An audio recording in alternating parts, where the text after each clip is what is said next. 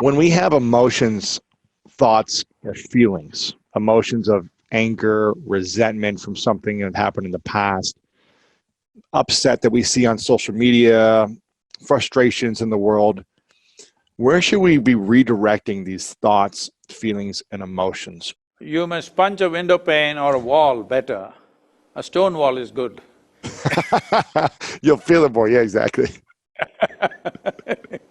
Because that is the model that the Hollywood and the television shows, everything is setting up. When you get angry, you break something, all right?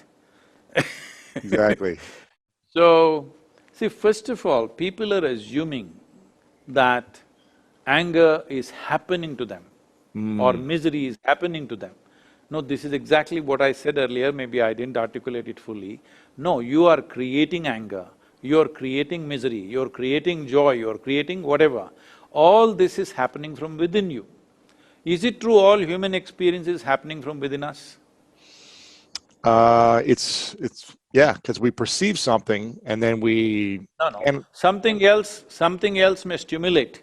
But human experience is happening from within us, isn't it? right, Whether it's love or hate or anger or misery or joy or anything is only happening from within us. right. The simple question I am asking is, what happens from within you? Should it happen your way or somebody else's way? It should happen your way. Of course, because the world will never happen your way 100%. Because there are so many stakeholders in the world, little bit will happen my way, little bit your way, that is fine. But what happens within me must happen my way. If what happens within me does not happen my way, this is the worst form of slavery, isn't it? Wow. Somebody decides what happens within me, somebody decides where I should sit, this is slavery, everybody understands this. Mm. Now somebody decides whether I am happy or unhappy, isn't this the worst form of slavery? Yeah. So this is the liberation that humanity needs to work at. This is what inner engineering means. Inner engineering is not some mechanical process, because engineering means this essentially. You will say something is well engineered only if it works the way you want, isn't it? Mm-hmm. If this one doesn't work the way you want, what the hell are you expecting other things to work the way you want? It's just an accident. When you live accidentally, anxiety is normal. Yeah, it's every day. But when you're living on purpose and intentionally and mindfully, you should be able to shift out of that. No, I wouldn't use those words. Okay, what words would you I'm use? Well, when you say purpose, intention, mindful, see, this is the whole problem with people, their mind is full all the time. Right. My mind is just empty all the time, nothing happening, nothing. That's why I wear a turban, just to make it substantial. There's nothing in my head. If I'm walking there, I'm just walking, nothing happens. Because, see, right now, your hands are there. Suppose your one hand starts jumping like this, Huh? or if, let's say, my hand starts jumping like this, what will you think? You think Sadhguru has some kind of ailment, isn't it? No, I just Or no? that's the way intelligent people do things, you know? No, suppose my hand starts jumping like that, you will think there is some ailment, isn't it? It's You will actually think yeah, maybe Mr. Parkinson's is visiting me or something like that. sure. So, your mind is jumping all over the place. Why is that not ailment, I'm asking? Your only comfort is other people cannot see it, isn't it? Mm. Yeah, I guess they see it through the manifestation of you being anxious or tense or stressed or angry or Now, whether they see it or not, they see it or not, if any part of you is simply jumping without purpose, is that an ailment, I'm asking? if any part of you is jumping without purpose, is it an ailment? Well, I think in your inner engineering course, you talk about how we have certain faculties that we can't control, like going to the bathroom and doing certain things that are part of our body. So Yeah, but I don't know if that's a trick the… question or not, but No, the pee is just filling up in the bladder, it's not jumping all over the place. gotcha. If it jumps all over the place, that is an ailment. That's an ailment. Yes, correct. Right now, suppose… let me take a worse example. Yes. Suppose your hand starts beating you in the face. That's an ailment, yes. For sure. So right now your thoughts and emotions are beating you up from inside. Why is that not an ailment, I'm saying? No, it is. So, let us not think anger happens to us, resentment happens to us. No, these things we are creating. We have the power to emote. We can make it love, we can make it joy, we can make it ecstasy, but people have chosen to make it tension, anger, resentment, hatred, they've turned it that way. Now they will claim this is because life has been unfair to me. Life has not been fair to anybody, especially not me. Life is not fair to anybody. Life is simply rolling. It's for you to learn to ride it. Sometimes we're in uncomfortable situations, sometimes we're in comfortable situations. Sometimes we're in situations where we know exactly what to do. Sometimes we're in situations where we don't know what to do. Sometimes somebody else is controlling the situation, sometimes you're controlling the situation. This is how life is. If you are constantly stepping into unfamiliar situations in your life, that means you are growing at a rapid pace. If you are constantly in comfortable situations, that means you're a stagnant life. So if you look for comfort, if you look for a comfort zone, because the moment your thoughts and emotions are going to torment you with external stimulation that happens, what will you choose? You will choose a comfort zone. This means you will limit your life. So the moment somebody can cause you pain or suffering, this means unknowingly you will make the very scope of your life very limited. Only when a person loses this fear of suffering, that no matter what happens, this is how I will be, if this assurance comes to you, then you walk full stride, because whatever happens in the life around you, it will not really make you suffer. Once you are free from suffering, only when you're free from suffering, when you're free from the fear of suffering, that is when you will explore your life in full depth and dimension. How do we rid ourselves of the fear of suffering then?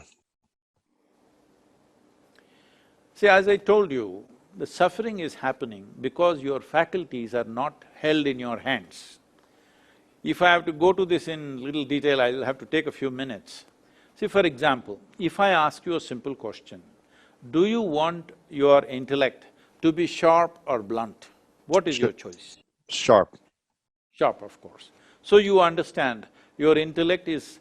the sharper it is, the better it is, it's like a knife. So if it's like a knife, it's a cutting instrument. So if you give anything to your intellect, it will dissect everything and see, this is the nature of our intellect. You don't have to physically dissect, but it dissects everything and sees what is this, what is that. This is the nature of the intellect. Without dissection, it doesn't know because it is a knife, it's like a scalpel. It must be sharp. A knife that is not sharp is no good knife, isn't it? Right. So… It's good for butter.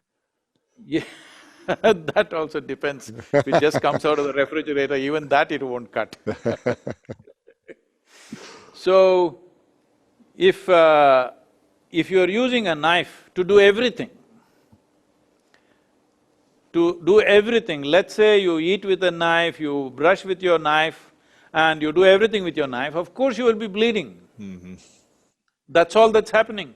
Only one dimension of intelligence within us.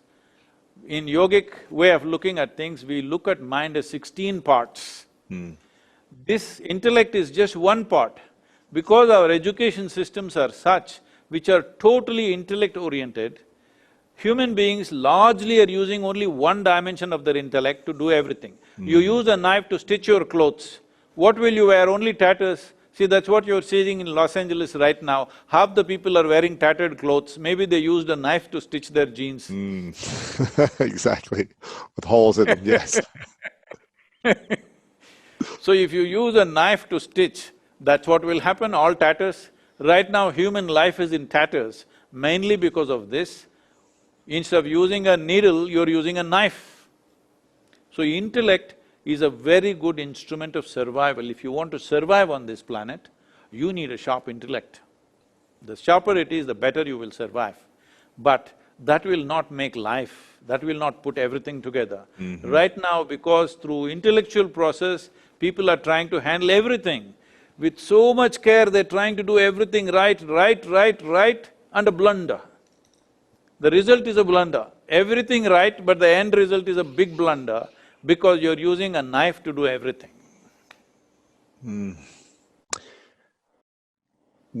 Okay, here's a question for you. When was the last time that you felt anger or resentment and actually expressed it? I was just thinking of getting angry with you just now. Perfect. Bring it. I love that. See, the thing is, Louis, I did not give this privilege to anybody, that somebody can make me happy, somebody can make me unhappy, somebody can make me angry, somebody can make me miserable. I have not given that privilege to anybody. It's not that I'm incapable of all these things. If I want, I can be all those things. Right. But I have not given this privilege to anybody. They can't do something to me and make me angry, no. I have not given that privilege to anyone. Did you have that experience or give that privilege to someone when you were younger? Did you learn that at a certain point where you transitioned? Till I was 23, 24 years of age, from the age of probably 11, 12, I was always 24 hours angry. Really? Yes. Because I was on this binge of what is justice and injustice.